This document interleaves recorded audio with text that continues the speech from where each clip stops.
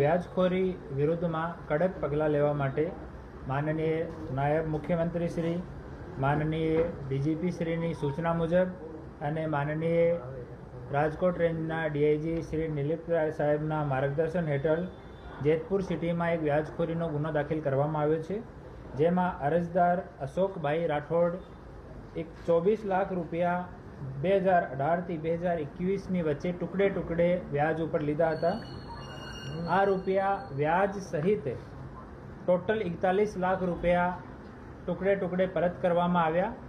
તેમ છતાં આરોપી એને જાનથી મારવાની ધમકી આપી, એનાથી ઓર પૈસા એક્સટોર્શન કરવાની, એની દીકરી અને ભાણી વિષયમાં બહુ અભદ્ર મેસેજ કરવામાં આવ્યા કે તમે પૈસા નહીં ચૂકવી શકતા તો હું તમારી દીકરી સાથે, તમારી ભાણી સાથે એમ કરી નાખીશ. આ સૂચના ઉપર જેતપુર સિટી પોલીસ સ્ટેશનમાં બીએનએસ અને નાણાં ધીરધાર અધિનિયમ મુજબ ગુનો દાખલ કરવામાં આવ્યો છે અને આરોપી જયેશભાઈ દિનકરભાઈ ભૂત રહેવાસી જેતપુરને ડિટેન કરીને આગળની કાર્યવાહી ચાલુ કરવામાં આવી છે. આને અટક કર્યા પછી આરોપીને ત્યાં પ્રોસિજર મુજબ પંચનામો કરવામાં આવ્યો, જેમાં ફરિયાદીના 10 જેટલા ચેક પણ ત્યાંથી રિકવર થયા છે, જેમાં ટોટલ અમાઉન્ટ 35 લાખ રૂપિયા ભરાયેલો છે. આ આરોપીને ડિટેન કરીને હાલ આગળની કાર્યવાહી ચાલુ છે.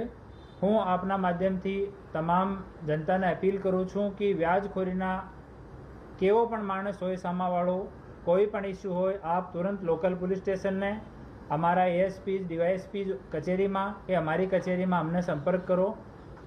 નિશ્ચિત રૂપથી અમે લોકો આપની મદદ કરવાના છીએ. 2016માં રાજકોટ ગ્રામ્ય જિલ્લામાં વ્યાજખોરીના 57 ગુના દાખલ થયા છે, જેમાં 115 જેટલા આરોપીઓ વિરુદ્ધમાં કડક કાર્યવાહી કરવામાં આવી છે.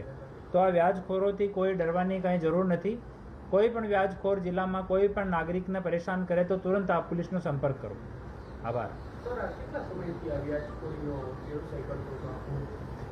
એની પાસે વ્યાજનો લાયસન્સ નથી, રજિસ્ટર્ડ કોઈ એની પેઢી નથી. આ માણસને વ્યાજ ઉપર પૈસા આપ્યા ને એનાથી એક્સટોર્શન કરતો હતો. એની હાલ તપાસ ચાલુ છે અને ઘરની સર્ચ કરવામાં આ જો આપનો અરજદાર છે એના 10 ચેક મળ્યા છે.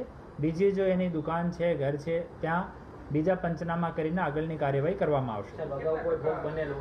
હા, એનો ભોગ કોઈ બનેલો નથી. એના વિરુદ્ધમાં પહેલો ગુનો છે. 2% વાત થઈ હતી મહિનાનાની, પરંતુ એનાથી વધારે પૈસા લઈ પણ લીધા. તેમ છતાં 35 લાખ રૂપિયાના ચેક રાખ્યા અને બહુ દુર્વર્તન કર્યો. જે એની જો ચેટ છે તમે વાંચી નહીં શકો એવી ચેટમાં ફરિયાદી સાથે આ લોકો વાત કરતા હતા. તો આ તમામ વસ્તુનો ધ્યાનમાં રાખીને એકદમ કડક કાર્યવાહી કરવામાં આવી છે.